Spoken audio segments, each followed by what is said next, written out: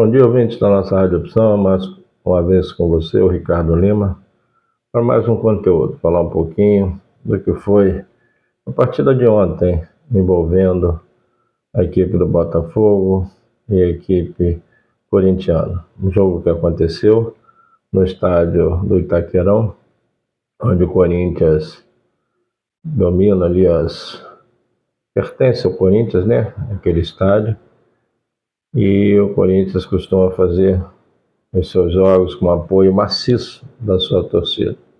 Então a gente já imaginava que fosse esse cenário, a presença dos torcedores corintianos, e o Corinthians que não está muito bem no campeonato, não. Ainda está na fase ali, na Sul-Americana, que possa ali, até lhe levar à final, às finais, né? O Corinthians vai bem na Sul-Americana, porém, no Brasileiro, o Corinthians está amargando uma colocação que não é compatível com a sua história, com a sua tradição. E o Botafogo, que está numa sequência de derrotas, colocando em xeque o seu time. Será que o Botafogo consegue manter a regularidade que foi tão eficaz no primeiro turno do Brasileiro? É uma pergunta que fica sempre entre nós, fica entre nós da imprensa, entre aqueles torcedores do Botafogo, botafoguense, que querem, porque querem que esse ano o Botafogo ele conquiste esse título nacional. Importante esse título nacional, a torcida espera com muito entusiasmo, com muito desejo que tal fato possa realmente acontecer. E o jogo acabou terminando por 1-0, o gol do jogador Gil, zagueirão do Corinthians, Gil, depois de uma cabeçada, defesa do Lucas Perry, voltou para ele mesmo e ele conferiu. Então isso aconteceu no segundo tempo, e o grande pecado do Botafogo foi a inocência do Marçal. Marçal, ele acabou sendo expulso, isso causou um prejuízo enorme. O Botafogo já estava desarmado com Marçal em campo, e quando ele saiu, então, as coisas pioraram mais ainda. Então o jogo acabou com a derrota do Botafogo por 1-0.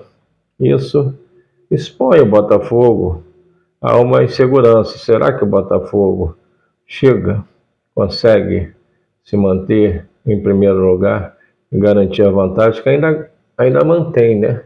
Mas assim, hoje, se a gente for fazer uma análise de como está o Brasileirão, o Botafogo tem 7 pontos daquele hoje que é o rival direto, na busca ali na cola do Botafogo, que é o Palmeiras.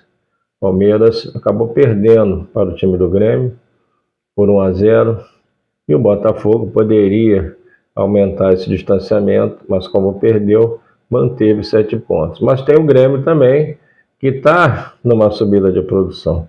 Venceu o Palmeiras no seu estádio, e isso causou ali uma transformação.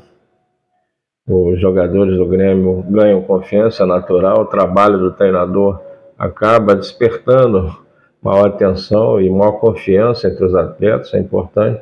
Então o Renato foi muito feliz vencendo o duelo contra o Palmeiras. Então o Grêmio hoje está com 8 pontos atrás do Botafogo. E depois do Grêmio tem outros times. Tem Bragantino, tem Fluminense, tem o Flamengo que não está muito bem, mas times que mantêm uma distância de até 11 pontos da equipe do Botafogo.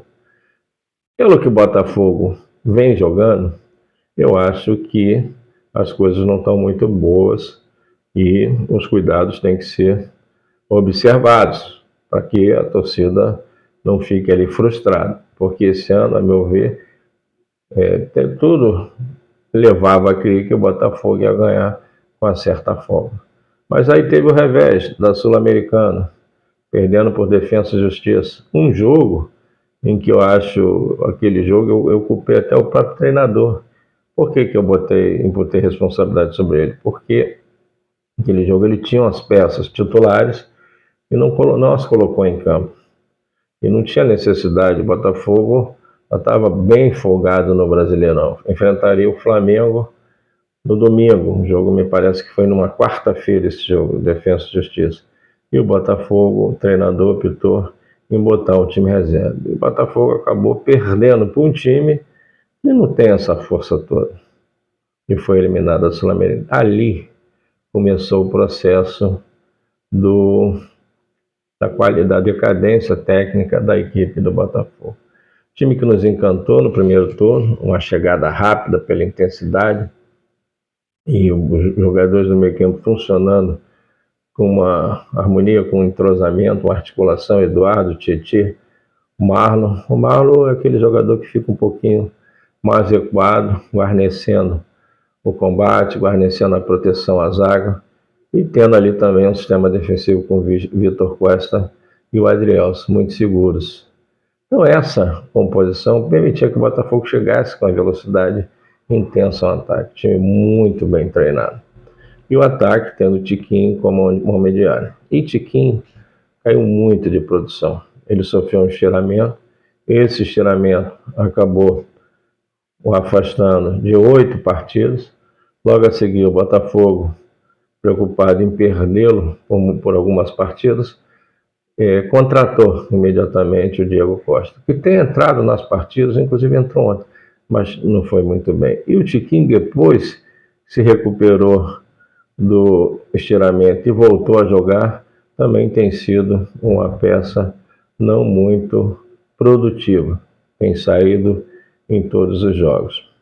E tendo também lá na frente, sempre alternando, é o Vitor Sá, é o Luiz Henrique, é o Júnior Santos, esse tem jogado menos. Então essa era a base da força do Botafogo no primeiro tempo. Chegada rápida, articulação, uma velocidade intensa. Engenhão sempre em festa, lotado, e assim o Botafogo pontuou com muita segurança. Mas o que a gente tem visto hoje é um time totalmente normal. Os laterais que sobem muito pouco. Ontem, inclusive, o erro provocado pelo Marçal é um erro que chega a beirar ali a ingenuidade. O Botafogo já não vinha bem. Em uma jogada, o jogador ele tem que raciocinar, ele tem que avaliar a sua chegada no lance. Aí acabou sendo expulso, levantou demais a perna, e o juiz interpretou, e a imagem também do VAR interpretou, e houve uma desproporção de força na chegada do Marçal. Não é que tenha sido, a gente não pode apontar se foi maldosa, se foi a gente podendo responsabilizá-lo pela intenção, pela pura intenção de fazê-lo, mas que ele usou uma força desproporcional, assim o fez. Então eu acho que ele mereceu o cartão vermelho, e a reclamação dele, para mim, não ecoa, depois dizendo, saiu, depois expulso, dizendo que, chamando o juiz de ladrão. Achei que o juiz não atuou tão mal assim, e eu acho que a incompetência maior reside na própria equipe do Botafogo. O Botafogo tem que assumir com maturidade que a fase não está legal, e para reencontrar o caminho das vitórias, somente jogadores mesmo. Você não pode atribuir a roubo, fomos prejudicados, porque isso aí, eu vejo assim, a arbitragem, se tiver que errar, ela erra para todos, não erra somente para o Botafogo, entendeu? Então, eu acho que o Botafogo ele tem que voltar a reencontrar o caminho da vitória. O Corinthians, no segundo tempo, com a entrada do Renato Augusto parece que joga de terno, né? Ele deu outra cara, ele deu outra forma de jogar para o time do Corinthians. Trabalha bem a bola, ele dominou as ações. E levando em consideração que o time do Botafogo estava com um homem a menos, aí que ele dominou ali o meio campo. O Botafogo ainda tentou colocar o Gabriel Pires, eu acho que o Gabriel é um bom jogador, um jogador que articula mais. O Eduardo não esteve bem, o Eduardo ainda está se ressentindo daquela típica jogada que ele invadia, ele estava sempre presente na área, rompendo a linha adversária, isso não tem acontecido. Então, o treinador optou em colocar o Gabriel. O Gabriel não teve como mostrar o seu futebol, porque o Botafogo com um homem a menos, e ficou assistindo o domínio do meio campo do Corinthians, protagonizado pelo Renato. O Renato é um excelente jogador, Renato Augusto. Impressionante. Pena que a idade chega, ele vem aí em reviravoltas aí de contusões e tudo, então não tem mostrado o seu verdadeiro, a sua verdadeira qualidade, na regularidade que se exige. Mas toca de primeira, organizou o Corinthians no segundo tempo, e com isso o Corinthians conseguiu fazer o seu gol, uma bela trama pela esquerda, um cruzamento no meio da área, e lá estava o Gil, na função de centroavante, cabeceou, o goleiro Lucas Perry defendeu, sobrou para ele mesmo e ele faturou. Então esse foi o retrato da partida.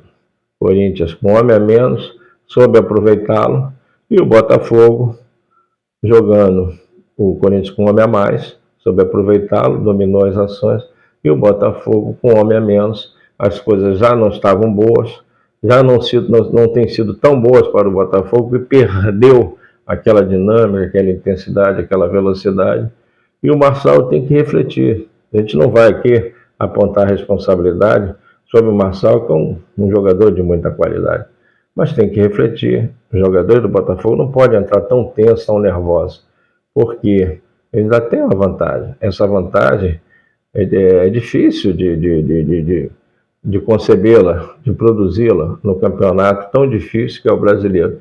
Então, tem que ter equilíbrio, tem que manter a paz, manter a calma, não perder ali as estribeiras, né? E com isso jogar a toalha por erros assim primários. Foi o que aconteceu com o Marçal, que é um excelente jogador. Então não deve jogar, não vai jogar o próximo jogo, que é contra o Goiás, no Tapetinho. E lá no Tapetinho, eu acho que o Botafogo tem tudo para se reencontrar com a vitória, mostrar aquele futebol envolvente e reconquistar a confiança do treinador, que pelas últimas partidas tem estado um tanto abalado. Mas não tem nada perdido, tem muita bola para rolar, até porque os adversários que estão ali no encalço do Botafogo, querendo assumir a dianteira à frente da tabela, eles também perdem, eles também empatam, eles também perdem pontos, porque faz parte, é fruto da regularidade do campeonato. A gente sabe que o campeonato brasileiro é muito difícil, até porque os times que estão embaixo hoje viraram uma presa difícil para ser abatida porque não querem cair. Então é aquela fase em que toda a munição, toda a força, toda a energia, ela tem que ser destinada para essa fase do segundo turno. São esses detalhes que eu gostaria de repassar para os nossos caríssimos ouvintes da nossa Rádio Opção. Bom dia, Rio. Bom dia, Brasil.